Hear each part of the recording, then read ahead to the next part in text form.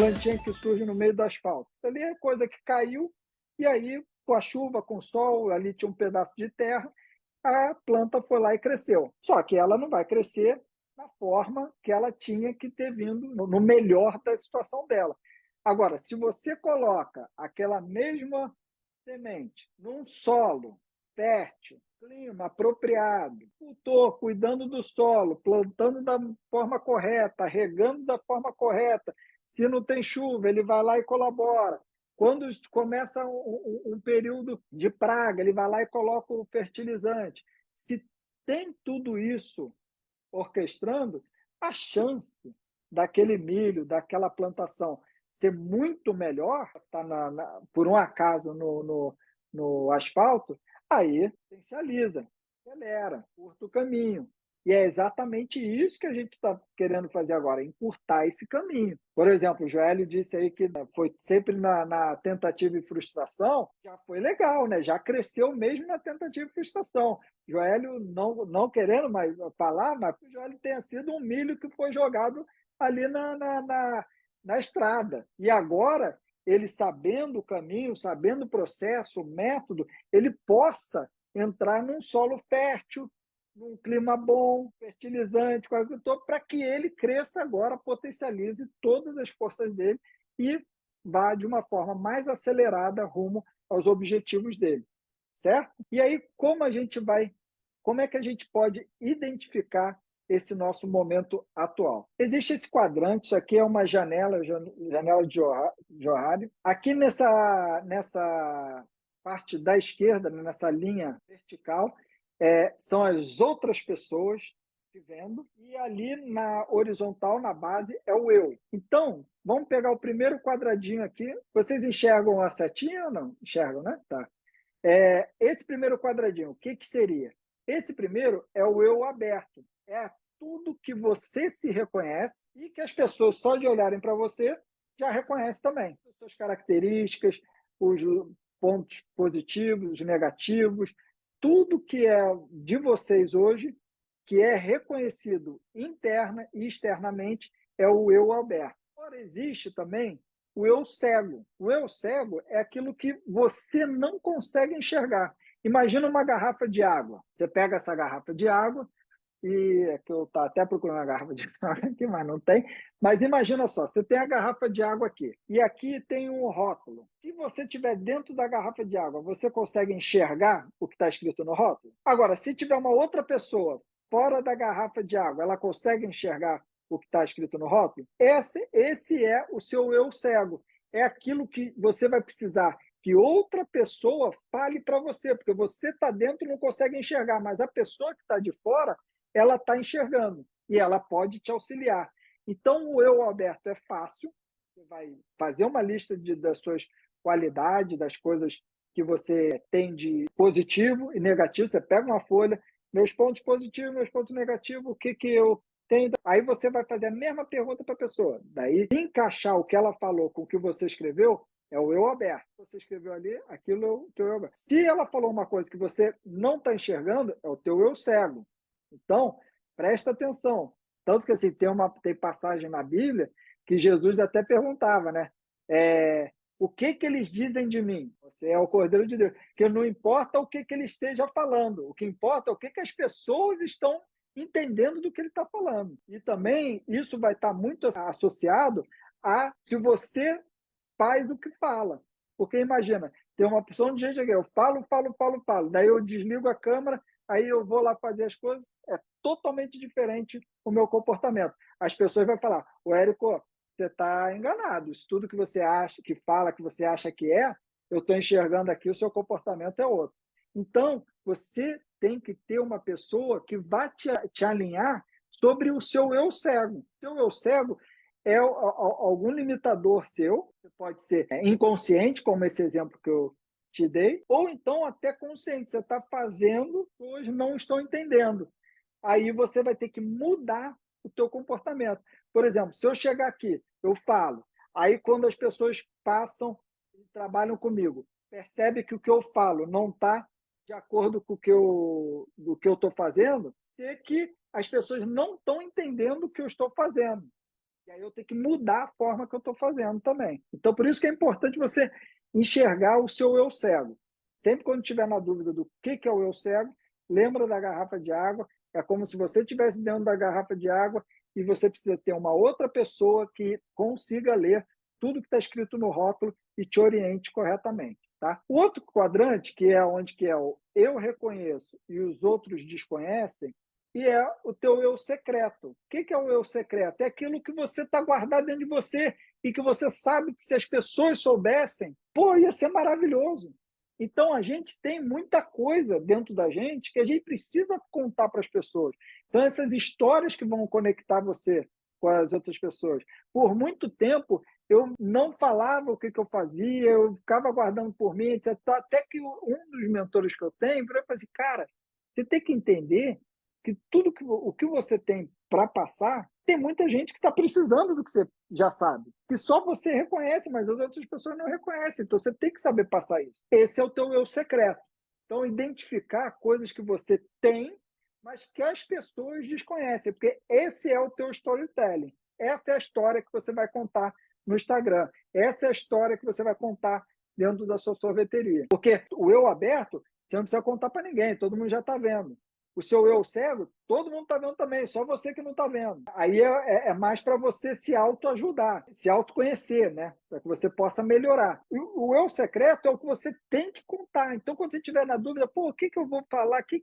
Cara, é o eu secreto. Identifica qual é o teu eu secreto e forma a tua narrativa em cima disso.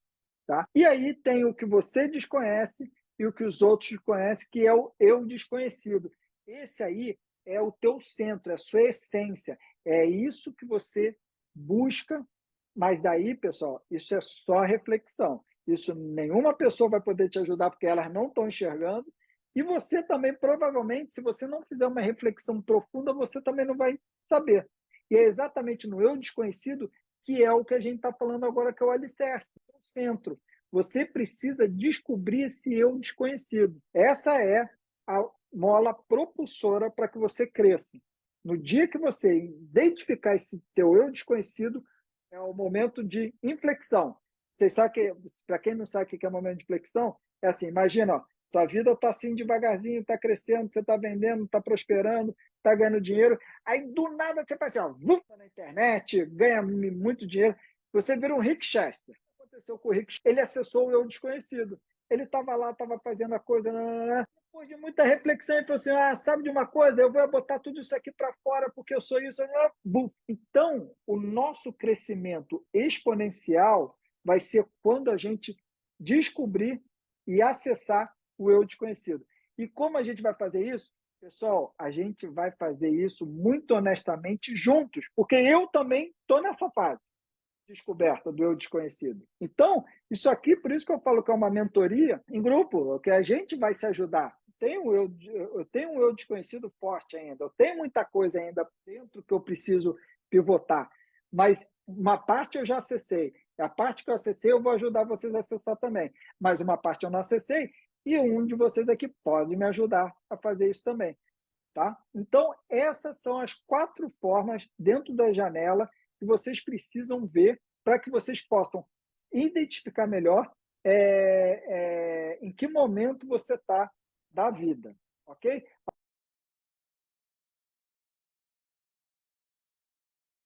Tem algumas coisas na sua fala só para separar. Por exemplo, dividir algumas coisas, que é problema, você tem que entender que você tem níveis de relacionamento. Eu, por exemplo, eu tenho 3 níveis de relacionamento. Eu tenho o relacionamento íntimo, o relacionamento network, intencional, e eu tenho o obrigatório.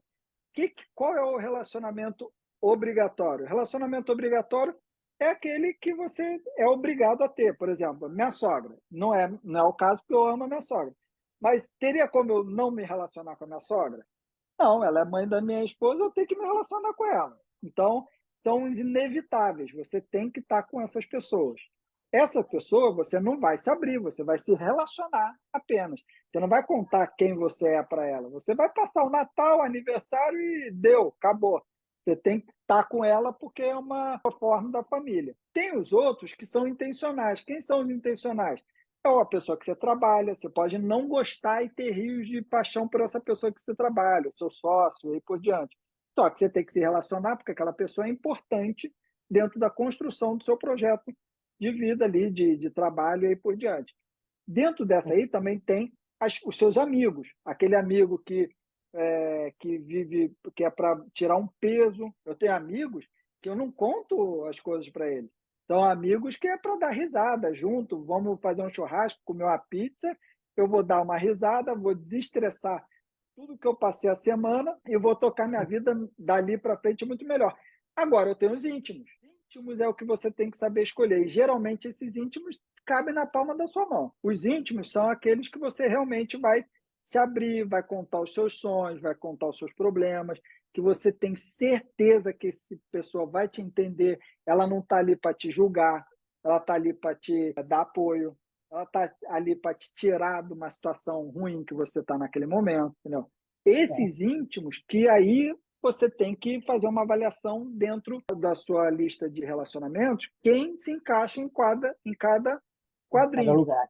em cada lugar. No meu caso, meus íntimos, meus pais, a minha esposa e dois amigos só. Bem Precisar pouca gente. chorar, falar, eu vou falar e eles não vão ficar falando, a culpa é sua, você que tá. Não vou falar nada disso. Eles vão me escutar, vão ver todos os problemas que eu tenho e vão achar alguma forma de me fazer voltar para o meu controle emocional. Quando a gente fala ali do eu secreto, o eu secreto não quer dizer que você vai sair contando a sua vida para o mundo. Isso é um grau de maturidade grande, né? Assim, quando a gente, por exemplo, quando era adolescente, eu pesava 110 quilos e tinha 1,5 m.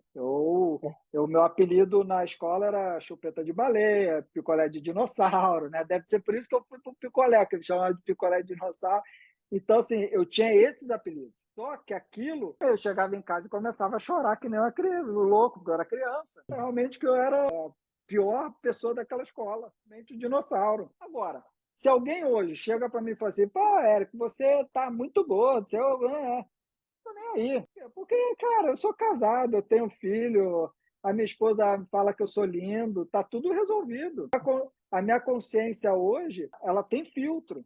Então, assim, quando eu estava na adolescência, a minha consciência era uma esponja. Tudo que falava eu acreditava que eu era. Você não consegue jogar futebol porque você é gordo. Você não consegue fazer isso porque você. Eu tenho, né, dislexia, né? Então, Ah, dislexia é quando você troca palavra, número, etc. Tal. Só que eu fiz 9 anos de fono. Até que a fono falou assim, cara, desaparece daqui que não tem mais o que fazer. Vai ser assim para o resto da vida. E assim foi. Eu tenho muita dificuldade para escrever, porque eu troco palavra. Então, imagina, na minha infância, eu era gordo, falava tudo errado, entendia tudo errado, tinha dificuldade. Enquanto as pessoas liam um parágrafo rapidinho, eu demorava muito para ler, tinha que ler lá na frente da escola. Imagina, eu aqui dando aula, falando com vocês agora, imagina eu lá. Eu não conseguia, era impossível, eu não conseguia nem ler. Naquela época, eu entendi, me achava completamente incapaz. Eu era uma esponja. O que as entendi. pessoas falavam para mim, eu absorvia. Hoje, eu estou nem aí. Hoje eu tenho minha autoconfiança, eu sei quem eu sou, e eu sei filtrar o que as pessoas falam.